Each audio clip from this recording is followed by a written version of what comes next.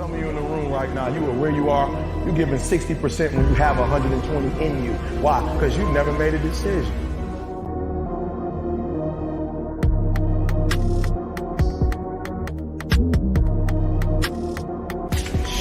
Those of you in this room, you already there. Your problem is this is stuff you don't want to give up to go.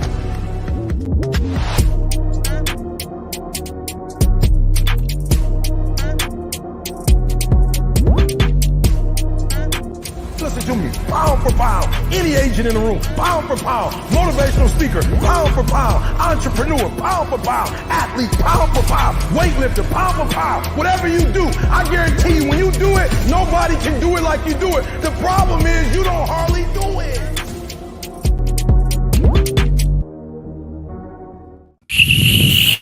Let's go. Blow the damn whistle. We back. I'm Nino Brown. This is CFB Nation, and this is CFB Prime, and I'm with my partner in crime, Leverett KT, the governor of college football. How we doing? I know we just wrapped up Devick Dollins, but you're stepping into my realm now. Yes, Sirski. I thoroughly enjoyed my last appearance on CFB Prime. Looking forward to this one, man. I'm good, bro. College football, the season's almost here. You know, for us, the season has been here the entire time. We've been here the entire time, but you know, it is what it is. I'm excited. 9 days away, right? That's a crazy week 0. We're gonna talk about week 0. I think next week. If you want to come back on CFB, right? If you have me, I'm here. Right. Yeah, I'm here. So there it is. We'll be talking week 0 next week. But right now, I'm gonna run you through the rapid fire gauntlet before I talk about these 3 topics that I just kind of felt there was a need to discuss. All right. You ready for the rapid fire? Let's get it, sir. Is Miami transfer quarterback Jacoby Brown the future QB for the UCF following KJ Jefferson? Yes. Gus Malzahn system fits. Jacoby Brown skill set, hand and glove fit. If KJ Jefferson has some hiccups early, could Jacoby Brown step in? We might see him in spots. I don't think KJ Jefferson will have a hiccup. I think Gus Malzahn is going to make sure things are comfortable for KJ Jefferson. But it's weird. It feels like KJ Jefferson left Arkansas, and then a couple years ago he was dealing with a guy named Malik Hornsby behind him, who I don't even know where Malik Hornsby is at the current moment. He's a wide receiver now. Is he? Yeah. So it's funny seeing Jacoby Brown is like that all over again. But UCF is one of those teams I think is going to have a lot of success this season. I just asked because I was kind of a fan of what he did against Georgia Tech last year, right? Mm-hmm. I mean, he came in, he had 3 touchdowns against them. I mean, in spots he looked good. Yeah. And then they went out and got Cam Ward, so you knew Jacoby Brown was the guy. Cam Brown's a rental. It's just a 1-year deal, and Jacoby Brown didn't want to sit around and wait. Although I think he was kind of promised a little bit more than what he was given, right. And they kind of wrote him off to the wind. They're like, "Hey, you're going to let you run this at the end and see how you do." And then they were like, "All right, we're going to go with this guy instead. If you want to stick around." Yeah, I'm not sticking around. No, not especially if you were promised something. No. So, all right, next one. We all know you're a huge fan of head coach Curt Cignetti. Mm-hmm. What does it mean to the Indiana program if they can flip 5-star QB recruit Juju Lewis? It's been a lot of news lately, but let me get this in 10 words or less. Curt Cignetti will build a winner in Bloomington. Getting Julian Lewis will be pivotal in making Indiana the new cool. I really like that because I've been doing a lot. As you know, for about a year and a half now, I've been on the Juju Lewis train, right? Mm-hmm. For sure. He's been my guy. I don't think he's QB1 in the class, and they just, obviously a lot of people don't because they just named Tavian Sinclair the QB1 of the class, I believe 2 or 3 days ago. But something about Juju that I really, really like. I think he's got it. Some intangible, some things you can't teach. I think he has those. I never thought Colorado was really a thing. Apparently, it is a thing. I think it's not as much of a thing as other people think. And when the good folks over at 247 and On 3, they really believe Cignetti has a solid. Like he's in the if Julian Lewis. Let me put it this way: if Julian Lewis hits, the decommitment train, Indiana's the favorite. Which I don't think any of us would have even thought to say or speak of You can't even quantify that logically. Now, what happens if Juju goes to Indiana? What does that do for the instant transfers? Knocking at the door. Sick that he wouldn't be able to. His battery on his phone would die. Mm-hmm. And we've seen what he's been able to do. I mean, beating my chest last year for this guy to get a P5 job. I think he landed in an opportunity that many people don't see as a great opportunity. Some people might just say he should have waited one more year. That's why. Right. But I think it's perfect for him. Now, they're going in with, and went out and got, what do they call these glue guys, right? Right. Curtis Rourke's a glue guy. Curtis Rourke. I like him a lot. I interviewed him last year. Hey, I think he's a dude, right? Mm-hmm. Had he not got injured, Ohio probably would have had a much better season. Absolutely. Glue guy, kind of that guy's like other guys gravitate to, want to go play. Julian Lewis said that he's visited Indiana more than once. That instantly is like, okay. Yeah. Visit Indiana was something that really really like kind of a little bit of shit. You got earthquakes going on. Really, really enjoyed. And something about the atmosphere and the culture. Mm-hmm. At Indiana, he said it's not just a basketball school. Mm-hmm.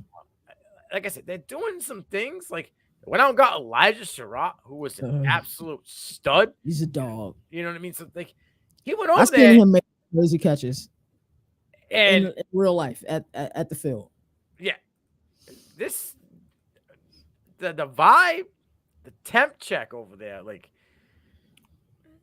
I really like what they're doing. And people might be sleeping on Just Selson. I know, he wasn't this, but he's the guy coming over. I think in this system, it's going to do some things. Hey, if Juju goes there, watch out. We could be talking about Indiana being a top 30 team in the next 2 to 3 years. And we're going to be like, how did this happen? How did this happen? And what made Juju did Juju just want to write his own story? You know what I mean? Mm-hmm. But it would also go back to, is Lincoln Riley a QB developer?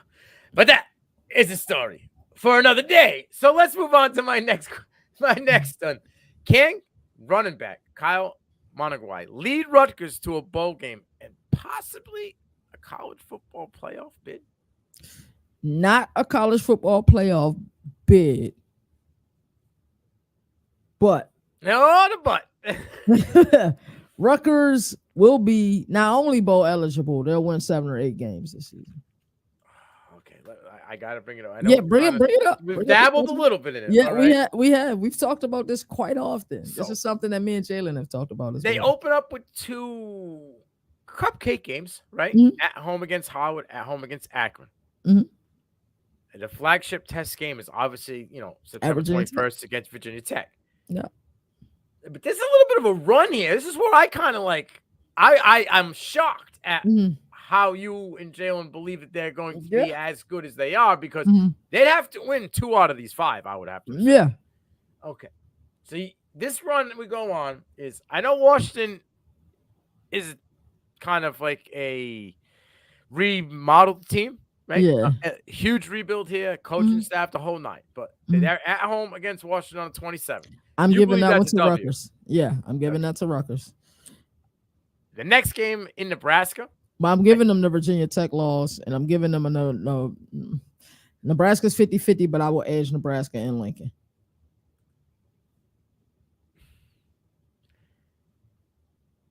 You think that Rutgers could outscore Nebraska? Outscore may not be the words. I believe that they can play defense. I believe that they can force turnovers. Absolutely. I believe that too, but I think that defense is going to be on the field a ton in that game. I would imagine. And we know what Matt Rule will do in a year or 2, but that's a 50-50 game for me. But okay, I'm edging Nebraska. Wisconsin at Rutgers. The following week, mind you. That's a tough one. But I'm gonna get an edge to Rutgers until I see it with Wisconsin with my own eyes. I you know how I feel about Luke Fickell, culture builder. I know last year watching Wisconsin games were hard for me.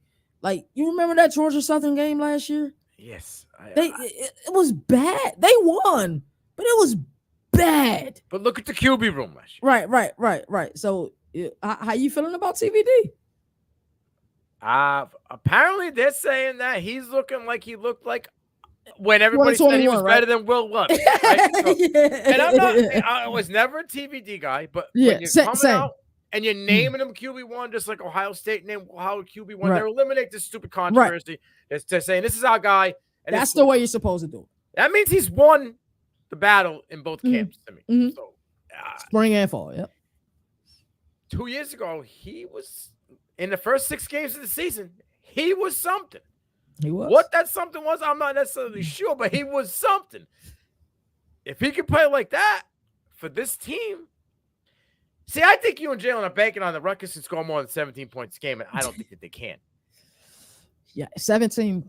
That's nasty work. 17 points a game, bro.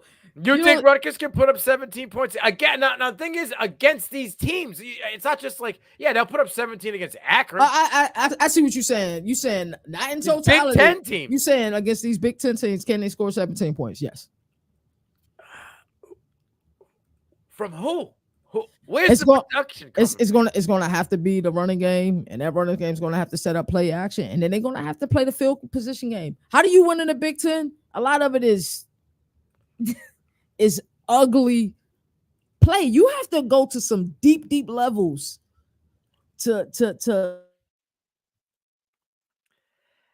win in the Big Ten. It's ugly football, bro. It's 100% ugly football. So that's how they're going to win. I think we might get some Greg Schiano magic. I think we might get Greg Schiano magic this year, bro.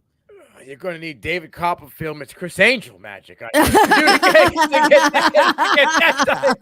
I know. It's one of those takes that when you think about it, you be like, okay, let's look at dark horses. You know, you're the king of the rabbit. You're the king of the rabbit hole, right? Right. So I've gotten some of that from you. And then you just start looking at schedules, and you just start looking at things. You be like, you know what? I think I'm comfortable with this take. So you say it to yourself first, and then you say it once aloud, and then you like, you know what? I'm going all in. So this is one of them takes. Yeah, I got it right. This is one of them takes that either I'm gonna get burned with this year, or I'm gonna look like a genius. But I think they'll win 8 games this year, bro. All right, so Nebraska, Wisconsin, UCLA. USC. They'll beat UCLA. They'll beat USC. They'll beat Minnesota. I'm confident in it. You said, wow. I think that there's an L somewhere between the UCL. Yo, they're going home to USC and then traveling back home in 3 weeks. That you're right. You're right. It's tough going out west. But you and I think are kind of similar in our beliefs in USC. I'm telling you. Oh, I'm not a fan. I don't even think Miller Moss is going to be the quarterback the whole season. Right. But I don't know. If they lose to Rutgers, then my prediction, Lincoln Riley ain't going to be the coach over there by the end of the year. That's looking brilliant. I think that's looking 100% brilliant because I don't think he anticipated going to the Big Ten. Like, he's the type of guy that wants to kind of play in a cool conference. I can see him certainly going back to the Big. Where next year? I can certainly see him going back to the Big 12. He don't want to play. Where? Who wants him? I'm not sure. But I can certainly see a place where he does that because he's been trying to get away. He's trying to getting LSU off his schedule for how long now? He don't want to play LSU. They gonna get their boots smoked. He don't want no parts of them. No parts. He's been trying to get out of the game for years. The Big 12 outside of Kansas and Utah are all in developing young quarterbacks. Mm-hmm. He develops an offensive system. He don't develop quarterbacks, dude. He doesn't. But players, for some reason, I think like Lincoln Riley. So I think gets paid. Yeah, he definitely does do that. So he would have to go somewhere with the resources. But I like your pick of saying he's not going to be there. But I think Rutgers beat USC though. I'm confident in that game, and in UCLA, I'm completely confident in there. My guy TJ, what's happening, bro? TJ, what's going on? So I think you're underestimating UCLA, and I don't know if I think you guys are you and Jalen, and I love college football showdown, but I think you and Jalen are a little bit too high on how many points Rutgers are. Yo, Is Kyle Monaghan JT? Is he going to be able to put up 250 attempts again? Because that's what you look. He put up 242, so he probably would have to put up close to 300 if they're going to ride his back. He's going to get stacked boxes of 7 or 8 on the regular until they have set quarter. He most definitely is. But they had what? What they had last year? Top 20 defense. I think they could creep into the top 15, maybe top 12 of defenses. I Who think replaces Max Melton? I coming with but listen, I'm coming, bro, because he was an integral part of that secondary. He took away a receiver, gone. He was, but chop, baby. I don't know. I like Rutgers. I'm sticking with my pick. I like Rutgers. Rutgers will win 8 games this season. We can continue going down the schedule though. Well, we did. It was just I think it was only 2 more games after that. It was Illinois and Michigan State. Yeah. Where's that Michigan State game at? Where's the Illinois at Michigan State to close out the season? That's gonna be a tough one in East Lansing. And then Jonathan Smith could have something cooking by then with Aiden Childs in the Oregon State. And that's a program. That's a program. I'm not sure where they're gonna be at this season. I'm just not sure because I like Jonathan Smith, like you said. Aiden Childs. I don't know. But like I said, 7 or 8 games. I'm confident in that. Okay. All right. We'll recircle that. I got that highlighted. Michigan quarterback Alec Orji is an absolute freak athlete. Has already been spotted doing one-legged squats while picking up marbles. Insanity. People love, Anthony Richardson. You're gonna love this kid, right? Is there any chance that Orji shocks the world this season and leads Michigan to the playoff? Does he fit perfectly to what? Like, I think everybody's sleeping on the fact that he might be the perfect fit to this offense. This season. Yeah, they're national champions. I know they lost a lot of production. I know Oregon is a sexy pick. Ohio State is a sexy pick. But you better bring your lunch pail if you're going to play quality Big Ten football. And that's something that Oregon's going to have to do. Ohio State knows that. So they prepared themselves with the way they want to run. You talked about Lincoln Riley spending money. The way that the faithful in Columbus has spent money this year, it's been ridiculous. But yeah, Michigan, Orji. Is he the guy though? That's the only thing. Is he the guy? Have they named the starting quarterback? They haven't named a guy yet. But I'm confident with what I've got from Andy, from what I read. Shout out Andy and welcome to the Big House. That his Michigan show there. I think Orji's going to be the dude, and I just like I said, I believe he fits the scheme. They're going to run the ball heavily. They got Donovan Edwards is on every list for running backs possible on the watch list.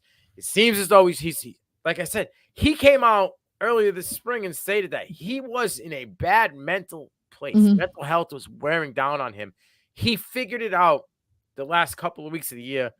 People are going to say, hey, he figured out how to hit the open hole. Fine, I don't give a shit. He figured that out. He wasn't doing that to the beginning of the season. He figured out to just take what they're giving him and go. And he looked phenomenal in the championship. And they're saying that he looks absolutely phenomenal. Yeah, it's difficult when you gotta share carries with somebody like a Blake Corum. He's the guy now.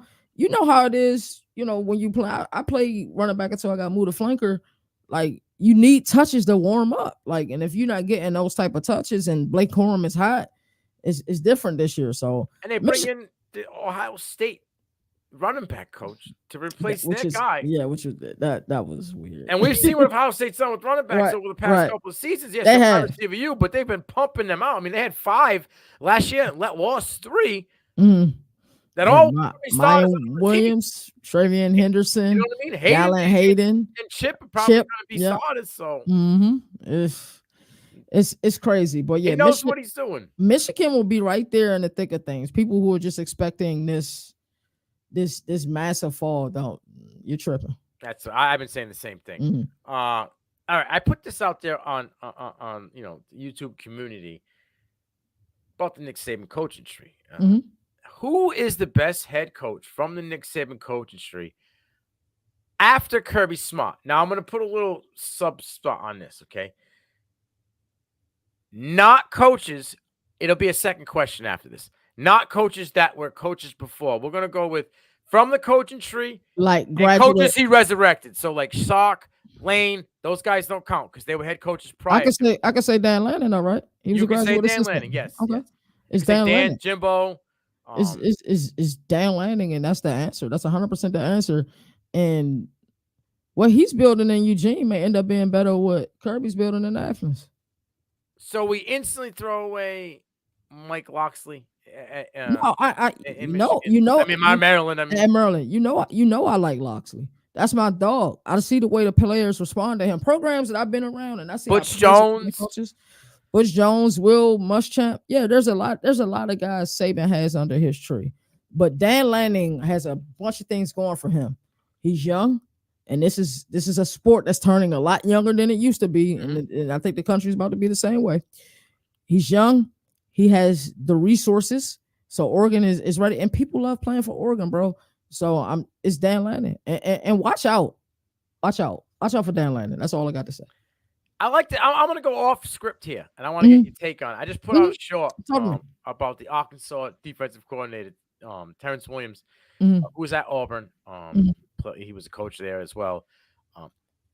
You mentioned about the young coaching staff and kind of getting rapport and building up to them. He came out and freestyled to his kids about the team and stuff. So what are your thoughts about connecting? You're saying that coaching staffs are getting younger.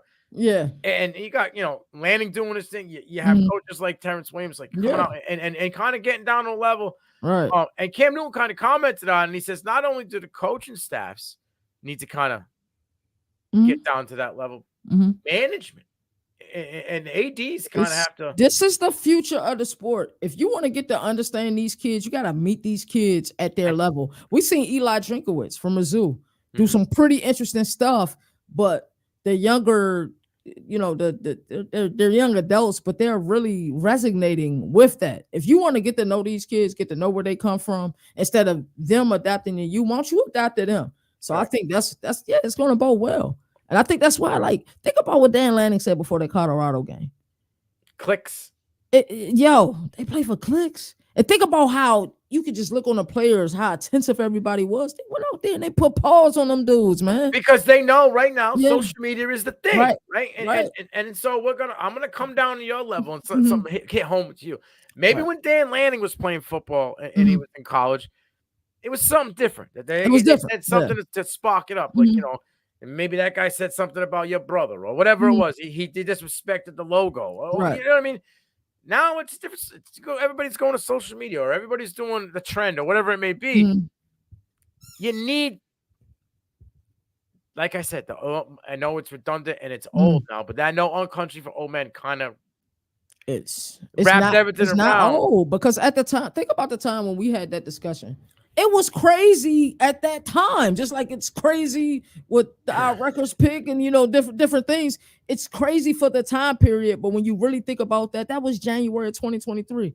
Who knew that less than a year Nick Saban would be retiring? Who knew that? Nobody knew that. No.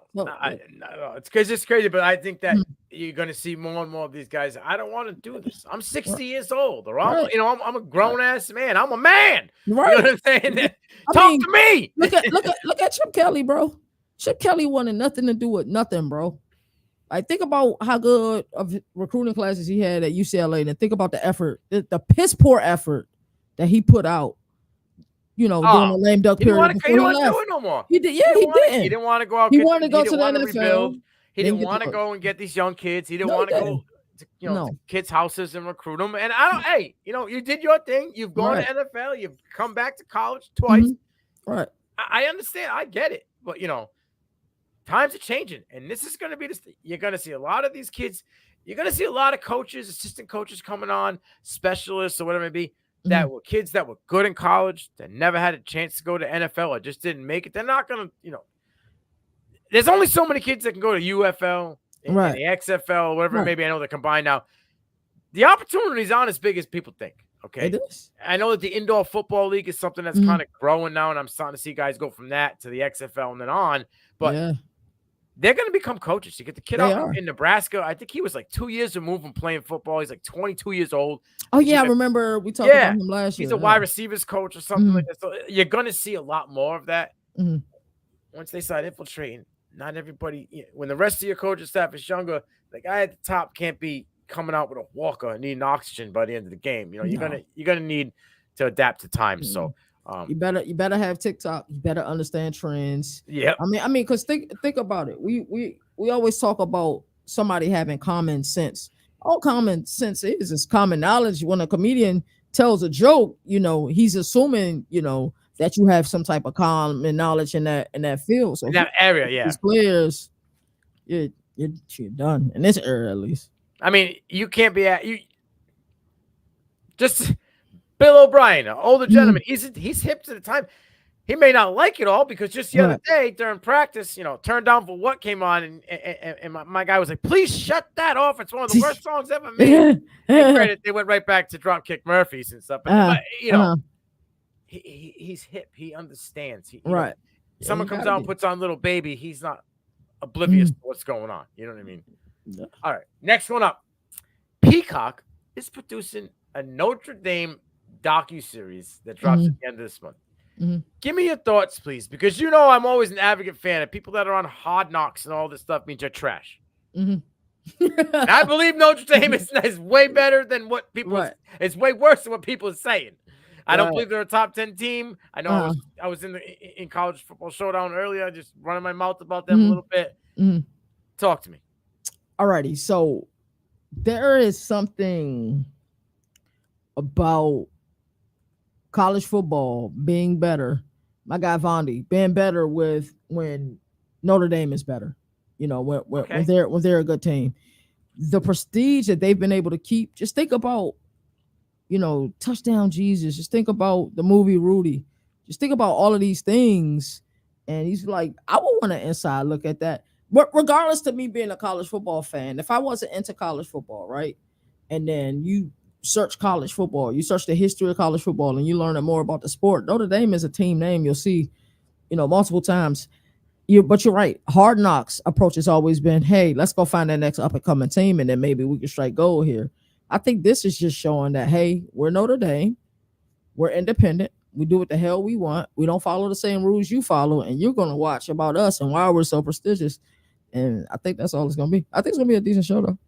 I just think it's crazy with a head coach that I think it's kind of got a lot on his shoulders. Kind of really I put him in the same box as James Franklin. Hasn't really done anything, but yet everybody kind of likes him.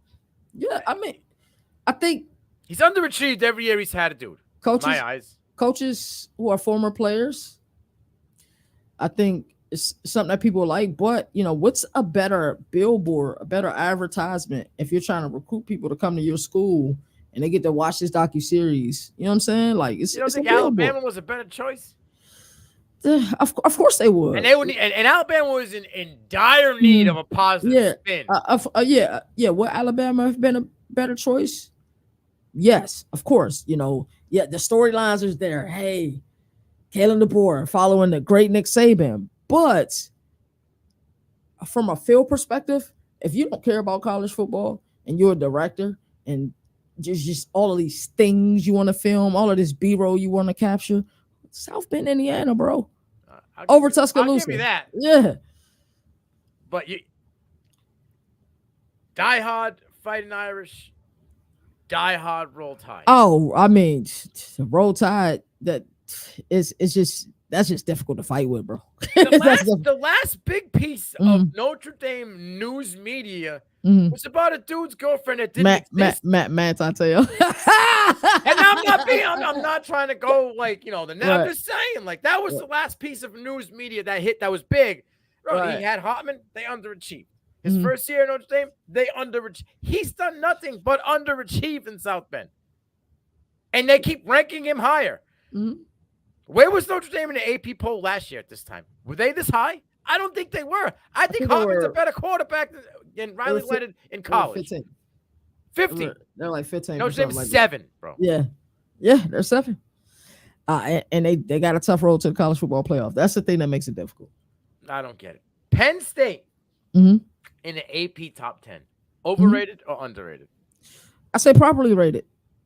And it goes back to this message I've been saying the entire time. If you can play defense, if you can run the rock, and they have a difference maker at the helm, 25 touchdowns, 2 interceptions, 1.1 interception rate, second behind Bo Nix last season. I think they're properly rated for now.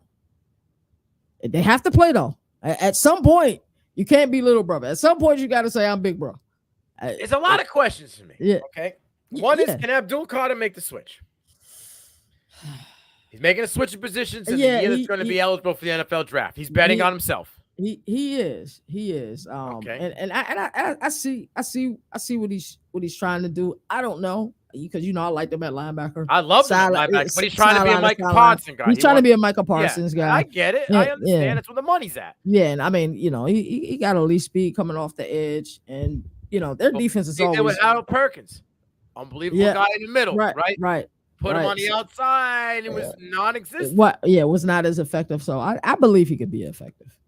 But Nicholas Singleton gonna find an explosiveness again? Because he was gone last year. It's weird. His 2023 season remind me of Trevion Henderson's 2022 season. But there was no injury.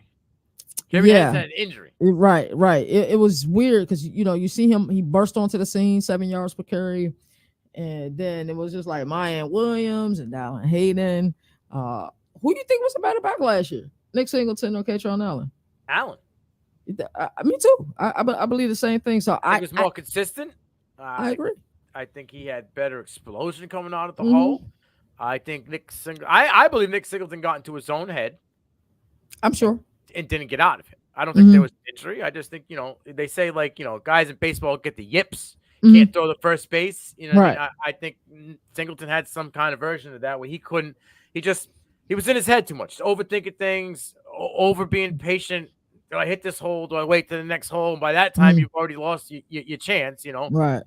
Because you don't go from almost 6 yards per carry and have 48% breakaway yards to less than 20% breakaway yards or around 20% breakaway yards. And down the stretch, he was averaging 3 yards a carry. I mean, that's just gross. For a dude who was top tier freshman running back of the year. Right? Everybody was Nicholas Singleton. I don't get how everybody can shit on Drew Aller and then be okay with their ranking. Because if you're shitting on the guy that's going to supposedly carry your team, then they shouldn't be where they are, right? Theoretically, yes. Based on if you think that he's trash, and I love the image that you found last year. And I made him and JJ McCarthy. Right. JJ McCarthy's gold. JJ McCarthy's going to save the franchise. Every first round draft pick. Identical numbers. He was better in some things, and he was trash. Absolute garbage poo. Like I've talked about Drew Aller for 2 years, but I know when he hasn't played well. I understand. Excuse me, but he's flashed it. The turnover ratio to touchdowns isn't bad, right? No, it's impressive. My question to you is, who's catching the rock? There's a lot of questions. Right. It's Julian Freeman, who couldn't do it at Ohio State. Now, I know the talent was there, but he couldn't beat out the other guys. Couldn't even beat out the freshmen from last year to get more playing time. Is he going to be the dude? Because Lambert Smith's gone now. So that room, I'm about to say, together would have been something. Now you're just drawing all the best guy. Can he be better than Keandre Lambert Smith? Can he be better than Dante Cephas? That's the question. We're not really. I don't think this is really as much of a Julian Freeman question. Is can he get more separation than those guys? Because I believe that Keandre Lambert Smith showed more promise. Separation. Yeah, more promise in 2022 than 2023. But he had other guys there. So this year, 23. If you look at it and you go back, the first 4 to 5 games, Lambert Smith was the guy. When Penn State as a whole, I don't know if it was because the running game was whatever it was. When Penn State as a team started going in a different direction, his numbers in production I feel like that's a James Franklin thing, though. Like, hey, let's. Why does he get the pass all the time? I have no clue. The Bill Parcells mentality, like, hey man, let's keep it a close game, and maybe we got a chance to win at the end. That's called not going out and winning. That's playing not to lose. Right, that's playing not to lose. That gets your ass fired. He's got to stop doing that. He's got to stop doing that. So if they are going to make a splash in the Big Ten this year, our guy Drew Aller is going to have to make some plays. Let's look. Monty Gaiman brought up a question. I'm going to go off script. We're going to talk about how do you guys think the Pac-12 will integrate into the Big Ten this year? I think there will be some teams that do well, and I think there will be some teams that fall flat in their face. I believe USC falls flat on their face. Agreed. I believe Oregon will be there right to the last freaking second Agreed. of the season. Mhm. I think these programs have built in different directions. Mhm. Oregon was Dan Lanning is smart, and they built the program to go Right. in year one and The compete with SEC out everybody. west. That's how you Yes, do it, though. they didn't get the SEC, they got the Big Ten, but they're built the same way. Right. Jordan James, Noah Winnington can ground and pound. They have fast, multi-tool defensive front seven. They also have physical secondaries that have good hands that can be playmakers. That's everything that you need. You have a experience outside of Michigan. You have an experienced, educated and I want to say advanced, but advanced in the system that you've been in. Like even though he's been there for a few years, he knows the system. I know Harbaugh's gone, but it didn't change more. It just Sharon's more take on the same system, right? So Big Ten has kind of, if you don't go and built that way, you're going to feel it. I think USC is in for a culture shock going in this year. But I think Oregon will be a major player. And that's not just because I'm a fan. I just think they'll be a major player with the way that team is built. Getting Dylan Gabriel was an absolute stamp on we're ready. That was the only thing they had a question on, right? Going into this year one thing was they have experience at the quarterback position because everywhere else they had the experience, right? And then they got Evan Stewart to kind of solidify the room. Like they got the grit. And Ted Johnson, like you said, they got the grit. And then I made this comment on College Football Showdown, and I share it here, that I think that Dylan Gabriel was a lot more ready from leaving Norman and heading to Eugene than Bo Nix was leaving Auburn, because there were some Oregon fans that weren't happy about that move. They will sit here and lie to you now, but there were some Oregon fans that weren't happy about getting Bo Nix because Mike Bobo and Brian Harsin just didn't know what they were doing when they were there. Let's just be honest. That's an episode for me and you to have on the show because that's my guy. And everybody told me he wasn't an NFL quarterback. He looking like he's gonna be QB1. He gonna be just fine, bro. He's gonna be just fine. Doing his own thing. All right, last one on rapid fire before we get into the three topics I want to discuss. Robert Griffin III and Sam Ponder were fired today by ESPN. I know this isn't all of a college football thing, but Robert Griffin does. They both do a little bit. What's going on? ESPN has been doing this for a while. I've never gotten it. I don't get it. I heard some of the Robert Griffin situation happened when he openly went against the company and fought for Florida State being in the college football playoff. This is something that ESPN has been doing for years. What's my guy name? Dave Pollock. David Pollard. Yeah, when he got fired, that was last year? Last season, beginning of the season. That hurt me when he got fired, because I think about all super knowledgeable guy. Yeah, he's so knowledgeable. Just thinking about the moment he and Nick Saban had shared on screen during the national championship. I don't know. ESPN, I just don't get it. I thought Robert Griffin was doing a great job. I thought he was doing a phenomenal job. But I think if you're not a company guy, you know what I'm saying, sometimes that'll. Yeah, Robert Griffin, unfortunately, in ESPN eyes, he's just Stephen A. Smith, so he can't say controversial things and, get away with it, unfortunately. It was funny, though, because they manufactured a lot of things for Robert Griffin. You remember that? Like, they had that one of them where, like, he was at 2 college football games or 3 college football games in one day. Right. And they filmed him how fast Robert Griffin can go from the production booth up top to the field. Right. So you're making money off this dude. And then you just hung him out the drive for no apparent reason. That's now they do. Now it's the croissant. I'm gonna call it croissant gate, bro. That's what I'm croissant. Wow. Took a bite out of a croissant with his wife on Twitter and got 3,000 bookmarks, and the next day got fired from ESPN. And he even put out there. He put the meme out there from Friday. I get fired on my day off, Craig. Hey, you gotta love RG3, but he should have a job. Sure. Fox Sports will scoop that dude up in a heartbeat, guaranteed. And he probably will be their lead college analyst out there. And one man's trash, another man's treasure. I think ESPN. Absolutely. And Fox does have a travel show that they have as well, just like college. RG3 would be perfect for that. Yeah, they even have him running from the booth one day, didn't he? Because his wife is giving birth to him. Yeah, like, come on, bro. I think he raced the bull for Colorado or Yeah, he something did. like that. He did, man. He was He provided quality content. We talked about getting down to this level Right. of the people that watch Right. it. Mm-hmm. Right now, the age group of people watching are between 18 and 40. College football, 25 dropped. Like, this is where you got to be. If you can't live in that realm. When's the last time you watched ESPN for something not a game? Like, I'm just saying, just watched ESPN. You remember as children, it was a staple. I went to sleep to Sports Center, right? On repeat. Woke up in the morning, eating my cereal, watching Sports Center. It was a thing. I don't even watch it now just because, I can't tell you a host on Sports Center outside of Scott Van Pelt, and he's the best guy, and he's at late night. They only let him do late night. Right. He's got the late night, so I got to stop kicking my damn camera. Yeah, he's got the late. Yeah, that's wild, bro. All right. We're ACC heavy guys here. Of course. Shout out to the ACC. We're going to talk ACC here. Well, last time we talked about the Doak Walker. 8 wide receivers are on the Biletnikoff Award watch list this year. Let's talk about these wide receivers that could be, at the end of the year on this list and who's a sleeper candidate out of the ACC. I'll run them down and I'll let you talk. I already know one of the guys you're going to talk about.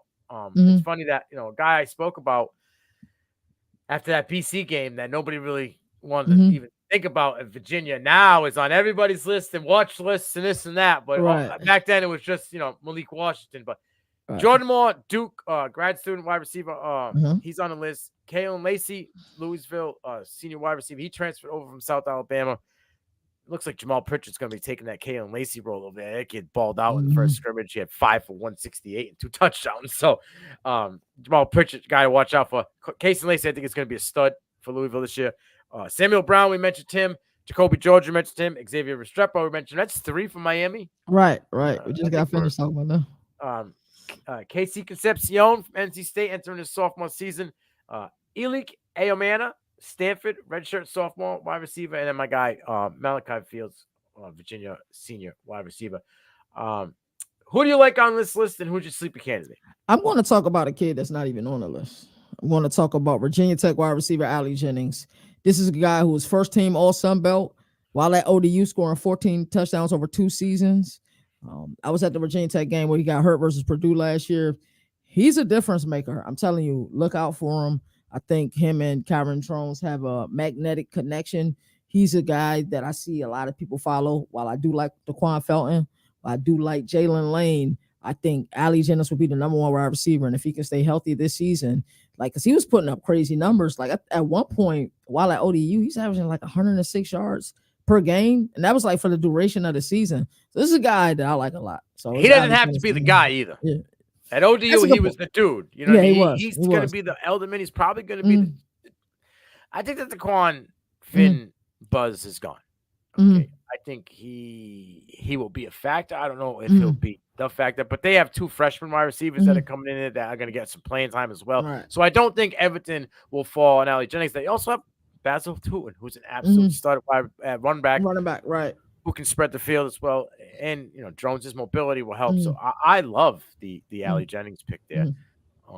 I got a guy that's not on the list either. He's kind of my both, like my guy that I'm looking out for and my dark horse. And there's a lot. And you call me Homer if you want, but I'm gonna go Lewis Bond. Yeah, wide receiver. I wouldn't expect you to go anywhere else, but not because you're a Homer, but because you got to see him, bro. Right, and I was worried about how Thomas Castellanos would kind of advance, and the fact that Grayson James came in and pushed him, and everything I'm reading and seeing, and everything I see from Kevin Stone out there. Tommy's won the job hands down. Like there's no quarterback competition, which means that Tommy's progressed in his quarterback skills in throwing the ball deep. I'm hearing in camp, and I'm seeing in camp, he's throwing 45-yard strikes downfield in the end zone. Is he? But you have to understand, you're starting to see the emergence of Jaden Ski, who was a kid I've been talking about since last year. He was a freshman, local boy. Now he's becoming top 3 wide receiver. Jared Brantley's there to help take some of this coverage away. The Texas Tech transfer. How's he doing? That's my guy last year. You pounded the table about him. Yeah, he got hurt. Things didn't work out. Texas Tech just had a bad season. They went to 3 quarterbacks last year. He's throwing some coverage away. They got 2 tight ends that are able to spread. So There's more weapons. There's more weapons in the backfield. You can't just solo on Lewis Bond. The kid averaged 12 yards per catch last year, being pretty much the solo dude for them as like, you know, well, who do you got to take away in the wide receiver room? Bond. And you really couldn't. Now, Tommy's more seasoned, looking better. Bond's more in his bag. Got a couple more routes that are seasoned in his bag, and he's been working on too. Man, I wouldn't be surprised if you had close, 1,000 yards for Bond. And if he's not at 1,000 yards, probably in the 850 realm, maybe double-digit touchdown. And this kid, he's going to push for a top wide receiver in the ACC, and he's going to be a name that I think will get some votes, not just from BC as a Biletnikoff winner, especially out of the ACC. I like it. And Malachi Fields, like, I don't want to beat a dead horse, but like you can get 100 targets on a team like a dude who's leading the nation in targets. Like, he looks like a tight end playing wide receiver. When they threw a Hail Mary pass at Boston College, I was right there on the sideline. They threw a Hail Mary pass to this kid. I said to my boy Brett, I'm like, yo, this guy looks like he's a tight end. Hops up there, scoops the ball, comes down with a touchdown. Like, jump out the gym, big boy, big bodied. Like, he's a dude that you gotta look out for. I think he's gonna be a dominant force for them this year. But I've been talking about him for so long. I just figured, no, I don't know why Lewis Bond's value. I guess because Boston College. I mean, we really haven't had a wide receiver in forever come out of Boston College. So it's like maybe he's outside of Zay, but before Zay. It was a long time. While. It was a while before Zay for sure. So I think Bond's gonna be a guy, and if you keep sleeping on him, it's gonna come back to bite you in the ass. Like I said, 646 yards, 7 touchdowns, 12.4 yards per catch last year. With a brand new quarterback they brought in on the fly, dude. On the fly. It's going all up. That's going up, dude. He's the guy. So all right. Longhorns lose 2 running backs in less than a week. They're favored as a top 5 team in the AP poll. Will this hurt them this season? Now, before you get into it, I just want to touch on a couple things. I've been a Jadon Blue guy for a very long time, hoping and praying, not that anybody would get injured, that he would just figure it out. And it seems as though he had figured it out this year, not enough to take over that role because Cedric Baxter's a 5-star dude, and he was eating for 600 yards as a true freshman last year, right? Behind a dude who would have went in the first round had he not torn his ACL in Jonathan Brooks. But what it seems like is almost every year outside of the Bijan year, that there's a Texas running back that's supposed to be the guy that gets hurt, and there's a guy that comes in behind him and just kind of fills that role, takes off, and, we don't know who this guy was. Nobody really knew about Jonathan Brooks, buried behind Bijan Rosan Johnson, right? Boom, all of a sudden comes out, leading the nation until he gets hurt, right? Cedric Baxter, he wasn't supposed to be a guy. Soccer doesn't really play true freshman. Talent was enough, got on the field, got almost 700 yards. Obviously, blew the LCL and PCL this year, right? You guys hit on that too. Y'all talked about him early on Debbie Darling's last season. Very true. And me and Dean now pounded the table. They just thought there was too much talent to keep him off the field. Christian Clark now, another guy, freshman, out for the season. He had an ankle injury. He's done. It's Blue. It's Quintrevion Wisner. It's Jarek Gibson. And then a couple of other pieces. But those are the main guys. Can Jadon Blue carry this Texas running back room? I'll answer after you. Or do we see Garrett Gibson become the new Cedric Baxter this year and step in as a true freshman and possibly lead this running back room? And does this hurt them? Or are they built to withstand this loss like they were when they lost Quinn?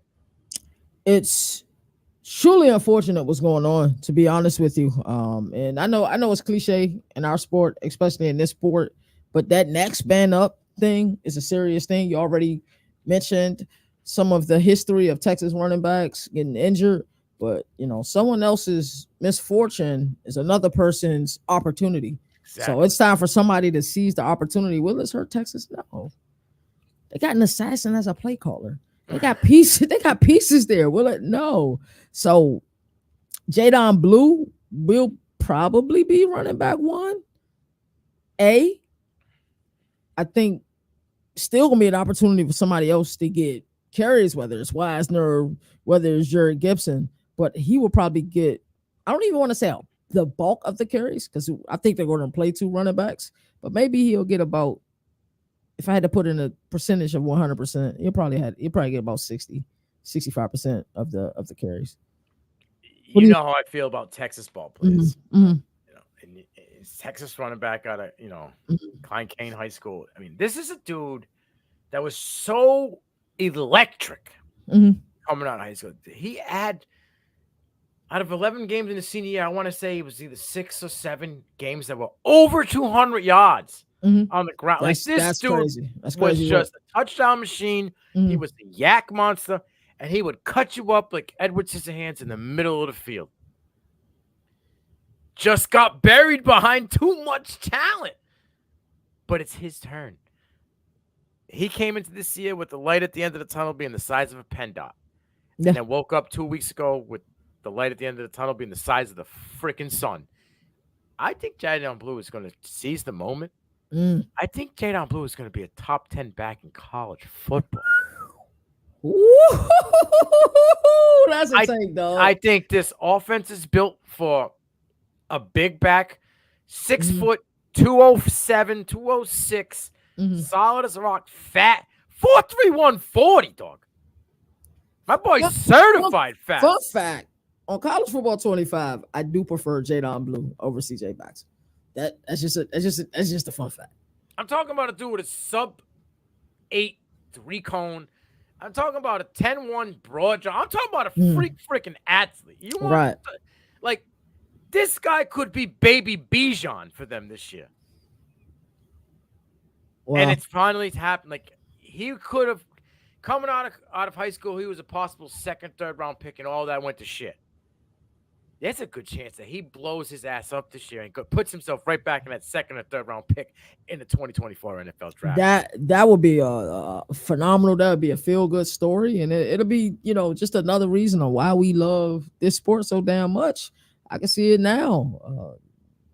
College Game Day doing a story on him, man. I can see it. So, like I said, it's his opportunity. It's his time. It's his season. Seize it. And like you said, the pieces around it, the playmaker, the guys calling the plays, being wizards, Sox knows what he's doing. Bro, I just think I enjoy watching him calling plays more than anybody else in the country, especially when he take that knee. When he take that knee, look the hell out. When he take that, that's like when Saban's got the mean face. Right. He takes that knee. And he's just, and sometimes he'll do it defensively, and you see, it's like you can see algorithms popping out of his head, bro. It's geometry going on. It's crazy, bro. All right, one last one. I'm going to end the show on a talk. It seems like Colorado and me and you, we talk Colorado. Right, we talk Colorado a lot. Yeah, we do. Me and Jayla talk Colorado a lot. I got a question because out of all the negative that we've, that everybody kind of has been talking about, it's a lot going on there. Deion's got to tidy up a little bit the program. If he's going to be in Boulder for the long run, he's got some tidying up to do. Well, the long run's a talk for another day. All right, for sure. They were putrid last year on defense. Oh yeah. Okay. Oh yeah. But and the trenches all together. Yeah. All together. But they added another guy to the defense here. Former Michigan assistant George Harlow is now added to the coach staff. He was, a linebackers coach for Michigan. The offseason, they had Warren Sapp, who seems to just be gelling with these kids.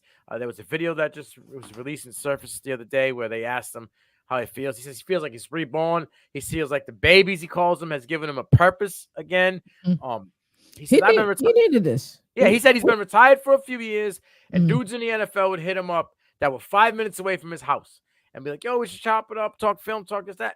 My door's always open. Nobody shows up. Nobody calls. These kids are calling him at 5:30 in the morning.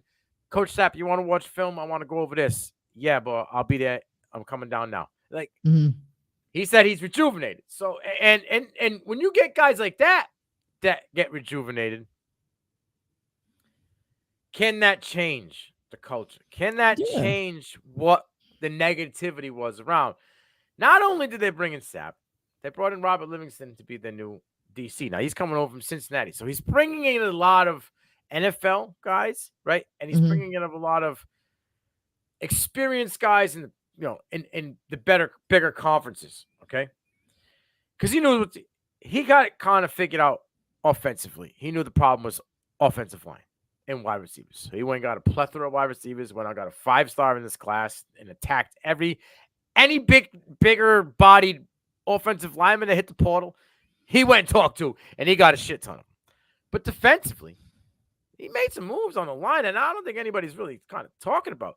You got Dan Haynes, right, from Pitt. You talk about a dude who had 45 tackles, 10 tackles for loss, and 4 sacks last year, right?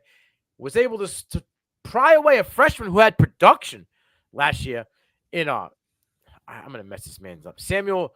I know you're talking about defensive tackle. Yeah, Yeah. I know you're talking about. Yeah, 5 sacks, 6 tackles for loss. I mean, he played in 11 games. I think he only started like 5 games, right? They also brought over, I know, SC's a fan of this guy, Chidozie Nwankanu from Houston. Another guy, like just a force, dominant guy. 5 tackles for loss, a sack, at 25 tackles as a defensive lineman. You know, Nikhil Weber Walker, he comes over from New Mexico State. All guys that disrupt tackles for loss, pass breakups, getting back there. You know, QB hurries and pressures. Their best tackler last year was Shiloh Sanders, safety. Yeah. They had less than 22 sacks amongst their starting front 4. That's gross. You were giving quarterbacks an average of 4.5 seconds to throw the ball. That's crazy. And now 34.8 points per game, 124th out of 132 teams. That you had Travis Hunt, I guarantee he was hurt at the end of the year. You had Shiloh Sanders, you had Kamani Russell, you had no front 7. You really didn't. Okay. Now you went on and attacked it. Is there a chance that this defense is more refined and retuned than what people are giving a chance for? And they could be the reason why the Colorado Buffaloes are in a lot of games and possibly in the top 25 by the end of the year? It starts with tidying up. Some of the articles that I've read, some of the things that I've seen. Toxicity. Yeah, it's just it's bad. You know, people reportedly being bullied. It's like GTA. Tidy up. That's the first thing. But you mentioned them already. I'm gonna mention them again. Pitt transfer Dayon Haynes. You already mentioned his stats. I think his best game last season was against BC. So you were able to see him live do his thing last season. I like the linebacker core with Trevor Woods, Levante Bentley, and Jalen Webster. They should be formidable this season. I believe, though, if they're able to get more pressure up front, which they should be able to get more pressure up front, Travis Hunter has to stay healthy. I think Shiloh's going to have to be even more of a difference maker this year. We talk about the tackles. I did not know. I don't know if you knew that he was the thumper that he was. I didn't know he could play on and off the field. Yeah, on and off the field. Because apparently you got a right hand too. You got to watch out for it too. Just saying. It's amazing to hear or see what Warren Sapp is, because I remember kind of his last days at NFL Network, and he's always had this mantra that, like, you know, I remember reading articles like some of the like producers and directors were like afraid of him, didn't want to like make eye contact with him. He's an aggressive guy. So to hear that he's been rejuvenated, that they say as an athlete you have 2 deaths. You have, you know, the day you retire as a death, and then you have your physical death.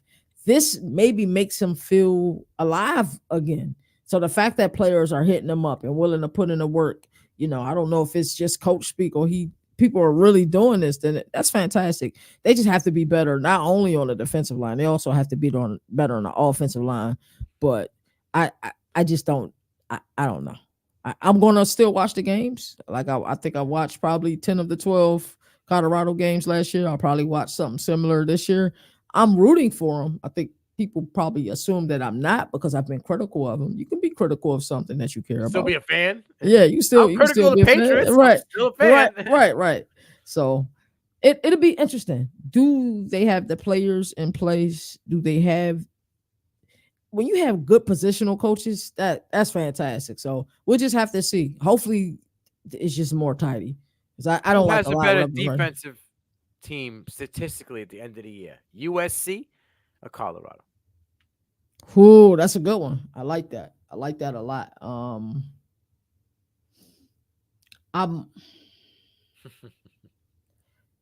I want to say Colorado, but I think the Big 12 is just going to be so wide open this year as far as like points scored, and you're going to have to score points to win versus in the Big Ten, you could win some ugly games in the They Big can run Ten. you out the building, Right. though. They can, there'll be some teams that'll run you out of the building as well. But based on some of the teams that USC play, I'm trying to have a photographic memory, remember from who they play. I'm gonna edge. That's tough, bro. That's a tough question. I'll bring That's up USC schedule. Right? Yeah, So bring up USC schedule. it's they start out at LSU. Then they play Utah State. Then they play Michigan. Then they play Wisconsin. Then they play Minnesota, Penn State, Maryland, Rutgers, Washington, Nebraska, UCLA, Notre Dame. Ain't as easy as you think. I would say in total yardage, they're gonna be around 300 yards a game. Yeah. Total yardage, I think USC may be better, but points per game, I don't know. It's gonna be difficult, bro. It'll be real close. It'll be real close. I think it's a good question. You mentioned a good thing, and I wasn't gonna bring it up, but it came into the back of my head when you brought it up because I watched it earlier this morning. You said there's 2 deaths in an athlete's life. They actually die when they die in their career. But these guys, all they know is working out and being football ready, right? I just recently watched. I think it's Chris Long has a podcast. We had Jason Kelsey on. Did he? I like Chris Long. I gotta check that out. And they were talking, and he said that his wife, since he's retired, as of the last month or so, has implemented he has to work out 3 days a week because he's a cranky, grumpy person when he doesn't work out. He's a different human being. This is what they have to release those endorphins and everything in their body when they work out. They have to. This is all they know. When they don't work out and they're not playing football, that's what their worth was. This is what they did. This is all they know. They have to. So to be able to work out and just get some of that, like look at Terrell Owens. He probably could play football right now. He could. The league don't want him to, but he could. What's the guy name? A Pouncey, one of the linemen. Have you seen him? Shredded, bro. Yeah, he don't even. He look like he can play wide receiver now. That's a conversation for a different day. Okay, because you don't usually lose, and I say this about a lot of guys, but right? You see, the gentleman that retired, the center from the Rams. That boy lost like 60 pounds within like 3 months after he was not playing football no more. Right. But because a lot of them, just like the strongman competition, how they got to eat up. You look at Paddy Paddington, whatever his UFC fight, put on 40 pounds. Right after his fight, like within 2 weeks. I don't know how you can add 40 pounds to your body. Like, if you're cutting. And then you go back to eating Taco Bell every day. Stuff in your face, the cinnamon rolls and ho-hos and bonbons. Yeah. That can happen quickly. Yeah, he has to work out 3 days a week. So it's this could have put the spark back in Warren Sapp just in his life. He could be happy a human being, a dad at home. Who knows? I think I'm not a fan of how Sean Lewis left it. Okay, I'm not a fan of how Dion, to me, as of lately, has more gone into you shouldn't throw stones if you live in a glass house. I think the shades might be blinding his vision a little bit. Like, I agree. You don't want past things to be put upon your team and how shitty your team was and things that happened before, but yet you hold reporters accountable for what CBS said about Colorado and you. That guy doesn't work for CBS's headquarters, but that you said to him, you work for them. You know what you want. Nah, bro, you can't say in the next breath that you respect this guy, but you don't respect him enough to answer his question because his boss, not him, did something to you and your football program. So, yeah, the tidying up thing, I agree with you 100%. But I truly believe for what they're doing defensively over there, I don't think a lot of people are talking about because it was all negative last year. The start off this year was negative for Komani hitting the portal. What did Dion do? But now when he's at Florida, it seems as though he's the same screw up that he was at Colorado. Nothing really changed. Maybe it wasn't Dion. I'll defend him when I think he's right, but I'll put him out there on Front Street when I believe that he's wrong. Watch out for this defense. And I'm going to tell you something right now. I think that he's been so inspired and so remotivated and revigorated in his life and career. That if Dion were to stop coaching and just say, I'm done, my kid's going to the NFL, he's now a Dallas Cowboy, I don't need to coach for any team in college, I think Warren Sapp might still coach in college. Really? On another, I think he would go somewhere else because I think this has revigorated his life. This is the way he looks like a little kid in a candy store when they're talking to him about football. He's all fired up, and he's like, they asked him, can you give us a couple guys on the line that you really like? And he goes, nah. He goes, we're loaded like a pistol. You get the 9mm, you can get the 42. And he don't care.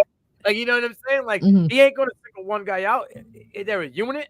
I think he's building them to think as a unit that it's not one guy. That's important. And that's huge because there was a lot of egos last year. A lot of solo me. Oh, yeah. Stuck at the top. The fact that Travis Hunter and Shedeur Sanders are having arguments trying to get right already. I love seeing that. People were commenting negatively like that has to happen because, you know, when you look at some of these option routes and if, you spot zone, stop. And I understood what Shedeur was saying. If you're going to stop, bro. Like, if you're going to stop. Oh, yeah. If you tell me you're stopping, and that's what then you stop. You know what I mean? But, like, even the videos that we saw in the offseason practicing with Cam Ward was calling Shedeur out. He was. And they were going back and forth. So you got to be built for this. Like, you know what I mean? Like, he came in from Jacksonville State, and he said, you know, Jackson State, I'm sorry. He said, you know, I had a target on my back from the day I came into school, and this is what I was built for. I question whether you thought you were as built for as much as you thought you were built for last year, because a lot of times when the heat check came in, you kind of melted a little bit. You didn't fully burn to a puddle, but there was some sweat dripping down your brow, and you were struggling. You know what I mean? Like, you came in as though you were a seasoned vet ready to take this on. I need to see that talk. I need to see that walk this year. Yeah, I think he'll put up incredible numbers this season. I think Gallon Hayden is going to be extremely effective this season. I'm interested. I'll tell you something right now. I put my futures bet in Dallas Hayden under 650 rushing yards this year. Under 650, you think be a running back by committee? I just don't think they're a running back team. If Dion's not controlling the offense and Pat Shurmur is controlling the offense, they're going to run the rock. So I guess we'll find out the divide. Is this a Riley and Dabble Sweeney type of ordeal, or is this you? You run the rock. Take some stats away from your boy. I don't think that's necessarily a bad thing. That ain't gonna make him a first-round pick. First-round pick? No, I don't think that's a bad thing. Because what he got sacked 50 times? 50? He got sacked. Times? No, I don't think anybody got sacked 50 times. I think it was the high 40s. I think everybody 40s. He got sacked a lot last year. He was top 3 in the country. Yeah. Like him and Rattler were like right there. Rattler was like 43 or 44. Yeah, he definitely showed how tough he was last season. But if they're running the rock and it's by committee, and they committee get 1,200 yards or 1,500 yards. That means they're winning games, right? Right, but now the question is going to be they're winning games, but they're not winning games on Shedeur Sanders' back. Right. I mean, so what was Shedeur's stats this past season? Let me give you. I can pull that up real quick. What he had like three or 4 interceptions? 1 second, sir. Shedeur Sanders had 3 interceptions, 27 touchdowns, 3,200 yards, and he was it's almost 70% completed. So he only had 27 touchdowns. And they were throwing the ball as much as they were throwing the ball, right? Okay. He can still do that with them running the ball. I don't think so. You feel? I don't think you can get I don't think that he will get 27 touchdowns if they're gonna. You don't think they're gonna run for any touchdowns? Yeah, they will, but Drew Allen still had 25 touchdowns last season. They were a run-oriented team.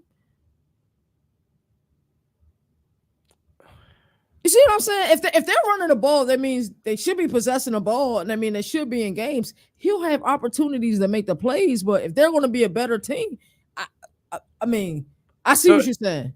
You think he's going to put up 3,000 yards if they're going to be a more 60-40 running team?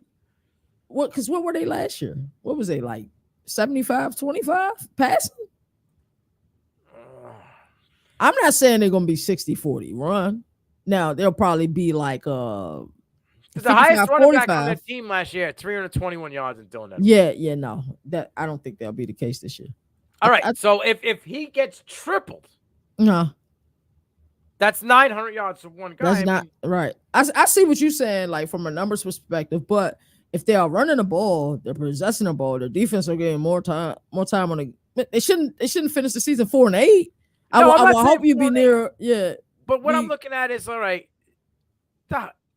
Edwards had 76 rush attempts. The next guy behind him was 76. The guy behind that was 30. Right. And he's gonna light it up at a little Apple this year too. Him and DJ Giddens. Oh, no, that's stupid. Speed. Yeah, And Avery Johnson. Holy smokes. Yeah, God bless that one. RPO, triple option. Yo. You know what I mean? Like, I can't see that team this year. If what you're saying is right with the Hayden coming in there, they bring in they got in the dude what was the kid name? Arkansas. Came in too. The dude from Arkansas is there as well. Augustine. I said Augustine. Yeah, so they brought in dudes. They did. That's what I'm saying. I think if Pat so Shermer, so the more times you're running, less times you're passing. Yes. Now when I get in the red zone, the running back is probably, if he's good and feeling hot, he's going to get more touchdowns. He should. He should theoretically, yes. But that should also open up the game. Because what does a good run game do? It slows up the pass rush. If you're able to build the play action off of it, so it should be more open passing windows more than anything. But I see what you're saying. Will his statistics drop a little? Probably. But I think from the team perspective, it should help the team. And if he has team success this year, plus some individual success this year, I think he should be just fine. If he drops below 3,000 yards, 2,800. I like where you're going here. Okay. And gets this, maybe he gets more accurate, gets over to 71, 72, because he'll be able to point his throws when he needs to instead of having to force throws. And the touchdowns stay similar. And they win 9 games. Does he a more valuable NFL asset this year than, say, Drew Allen? If Drew Allen has a repeat season as what he had last season. Because if he puts up Drew Allen numbers, we're still putting him in the first round. Because if that's the case, then Drew Allen's a first-round talent. Right. Because he's doing it in the Big Ten longer. For sure. I like that parallel that you just made. Yes, I think he's still a first-round talent if he do that. I think if he's able to win and, he can have similar stats, even if the drop-off in the yardage, even if there's a slight drop-off in the touchdowns, but he still keeps the interceptions low. And they're playing winning football. Colorado goes 9-3 this season. Hell yes. He's first-round talent. Hold that. Miami wins 10 games. Either wins the ACC or misses by 1 or loses in the ACC championship, okay? Cam Ward puts up 3,000 yards, 45 total touchdowns, because he's more of a threat on the ground than Shador is. He is. Okay? I like that.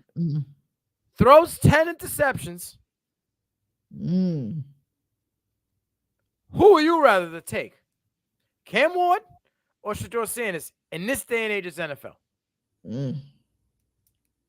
Schemes matter. You have to give me a team, bro. Well, all right. Let's talk about Giants. Jets. Right? Because I don't know if Jordan Travis would be the Is Aaron Rodgers going to be the dude? Yeah, that's a good point. Who else is be out there? That's a possibility. The 2 teams you just named, I would take Cam Ward over Shador. Dallas, if they don't sign Dak. I would take Shador over Cam Ward. Why? Just politics, bro. Because I think Cam Ward and Dallas, with the style of play they have, we're not looking at, this is Dak. You're looking at a more physical, mobile Dak before the ankle went sideways. For sure. You're looking at Dak, the style of Dak at Mississippi State when he was dominant in the SEC. You certainly are. I like Cam Ward. I like Shador Sanders. Who would I like more based on the information you give? I would probably prefer Cam Ward over Shador, and the reason being is because I don't think there'll be as much of a media circus. One of the things I liked about Cam Ward, he was the first athlete that I've ever seen at a media day event, Senior Bowl. We've been to plethora of places. Yep. His parents were there, bro. That's the type of guy that's like, when they ask him what he like to do in your free time, they're like, yo, you leaving Washington State, you're in Miami? He's like, yo, I'm going fishing. I'm chilling at the crib. Like, that's the type of guy he is. Like, and he's genuinely that guy. Like, we walked up. He's like, yo, is that his parents? It was the first time I had ever seen that. So I just think he's a safer pick. But I think if it's Dallas is concerned, Dallas would have Shador 100%. As I just go and look, if you're like, all right, Jackson State, Mhm. where was he? I forgot where he was at, but he dominated at the FCS level though. It was with JG Kynan. It was What the heck? Is well, that? hey, when you say it, I'm gonna get so mad, bro. I'm gonna get mad when you say it. What's the name of it? It was Incarnate Ward. Incarnate Ward. It was Incarnate Ward. Yeah. Yeah. So like, Incarnate Ward, dominated. Jackson State, kind of on the same level, right? Right. Cam Ward was dominant, bro. Oh, 50 touchdowns. oh, This dude was Yeah. stupid. he talked about how he wants to put up those type of numbers at the FBS level too at ACC Media Days. By the way, Went to Washington State, kind of put Washington State back on some relevancy. he did, and that's even after he lost a good portion of his wide receiver core. He left, and the two wide receivers that were there Mhm. left right after him because they were like, yeah, nah, man. Yeah. Cam's not here. I'm Mhm. not taking a chance with the new guy who is still in a quarterback battle right now. Right. So, yeah, I don't know. In that comparison, but like I said, I think it's just less of a media circuits. And I know Dion only wants Shador to go to like certain teams and like big media markets. I think he should want the opposite for his son, honestly. I think he should want to go in a smaller market to where he could just focus. Because I even seen in a thing where Shallow was like, yeah, I'm not sure if you should be in Miami.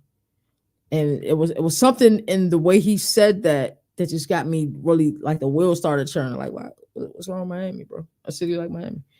Will Levis here, one out of Kentucky. Mhm. Shador Sanders right now. Will Levis, you're one out of Kentucky, and shit. It's kind of not fair because I've seen I can't unsee the potential that I've seen in Will Levis. Like, I seen what he did against the Dolphins last season in the game that it looked like Tennessee should have lost. I can't unsee that, so I have to say Will Levis because I can't unsee it. Now if I didn't see that, it might be a different story. But is there something really going on with him and Mason Rudolph, or was that fake news? Oh, that's fake news. Come on. Hey, that was hey, my guy's not gonna be a backup getting Hellman's cologne commercials. Bro. Come on, bro. But I do like Shador. It's just what you're going to get. You're going to get the media circus. And is Shador a more modern version of Geno Smith? I think he could be a better version of Geno Smith. But I like the comparison. Because I think Geno isn't really that mobile right now. But coming out of West Virginia, he was semi-mobile. He was. I mean, and Shador has shown the ability to be mobile. He needs more media training. He needs a lot more media training. He's not as media trained as down. Yeah. He's not as media trained. And I hope people don't get offended by me saying that. He's not as media trained as he should be. There are some questions he just should not entertain. And there's a way that you can change the narrative. Yeah. And he's so honest, and you don't need to be honest. He wants to be the opposite of kind of what his dad was. Right.